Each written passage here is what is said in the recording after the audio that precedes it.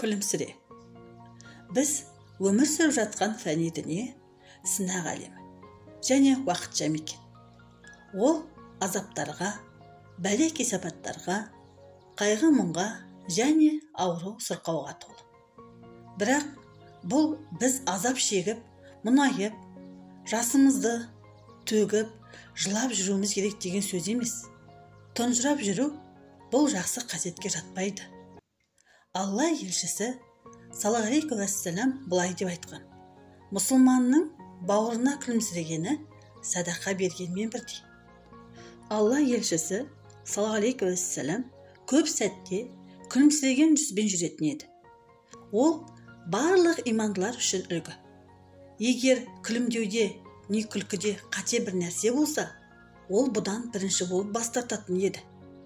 Ол көңіл көтеретін сөз айтатын, бірақ өтірік айтқан емес, және әрдайым көңіл күйі көтеріңкі жүретін.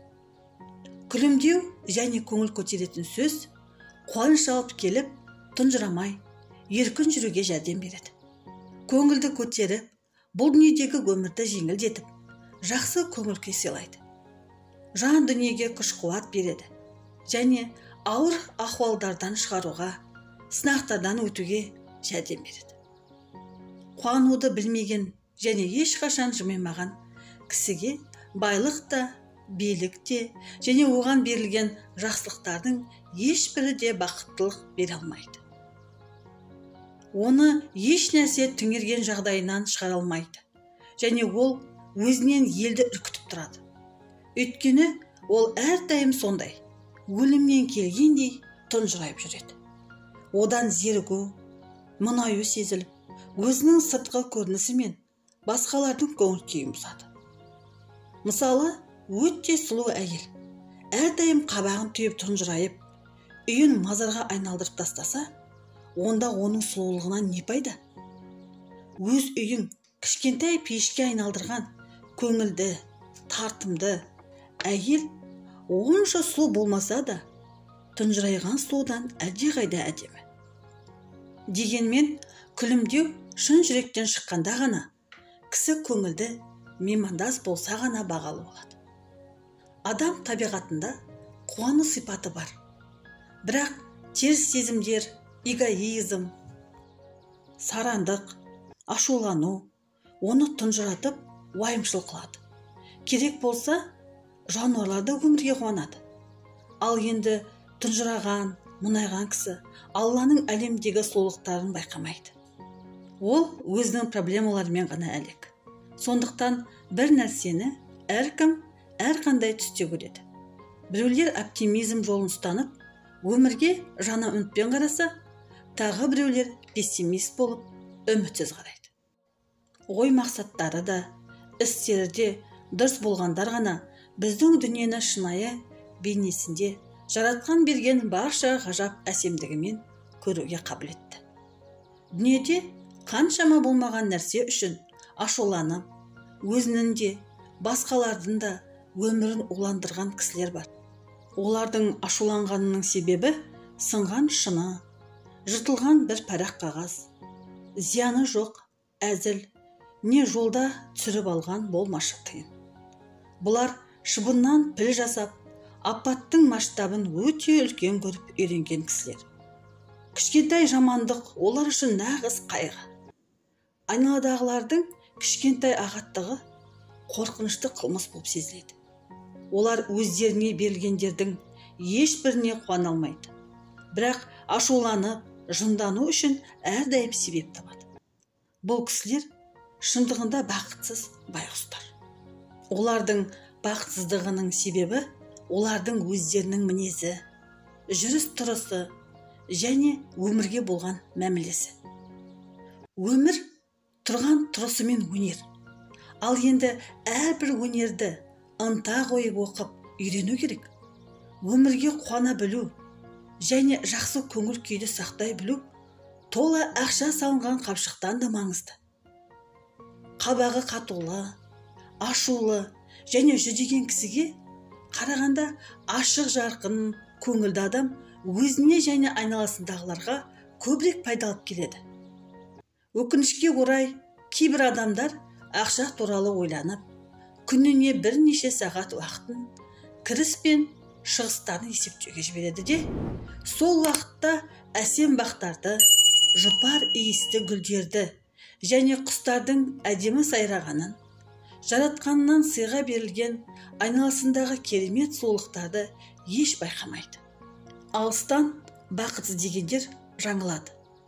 Бақыттылық біздің өзімізде. Біреулер оны байқайды, ал басқалар өзінде бар екенін сезбейді де. Мәселе өмірде емес, сол кісінің оған қылған мәмілесінде. Сыртқы шарттарда емес, пенде оны қалай қабыл алатынында.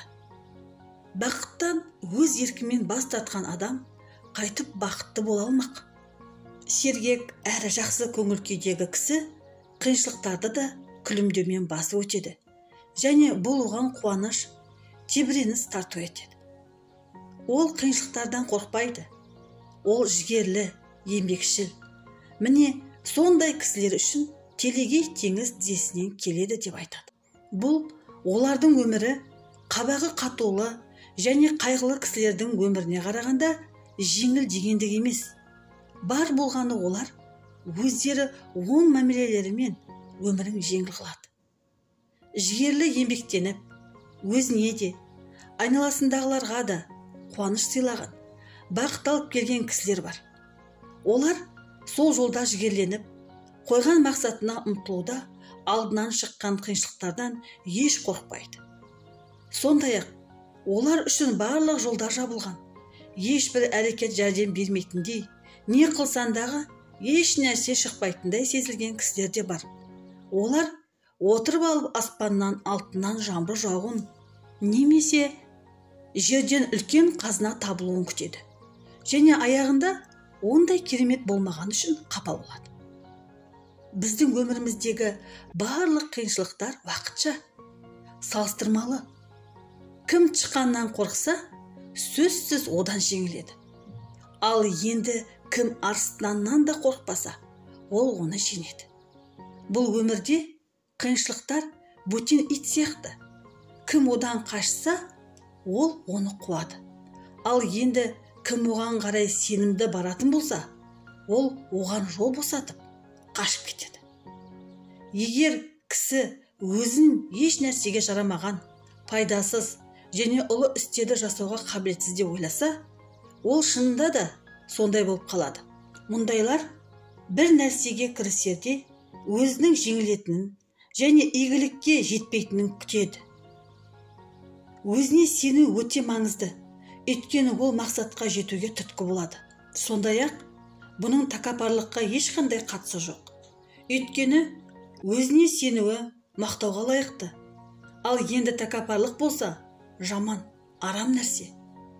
Өзіне сенген кісі алға қорықпай қадам басып, жолында пайда болған барлық тосқауылдардан өтуде бір Аллаға тәуекел етеді. Ол барлық нәрсе Алла тағала арқылы ғана келерін түсініп, оған тәуекел етіп еңбек етеді. Өмірде байсалдылық, сенімділік және Аллаға тәуекел етумен қадам басып, өзі елге, ел оған жақын болу, оптимист болу, жағымды, күлімдеген және сергек кісі болу қандай керемет.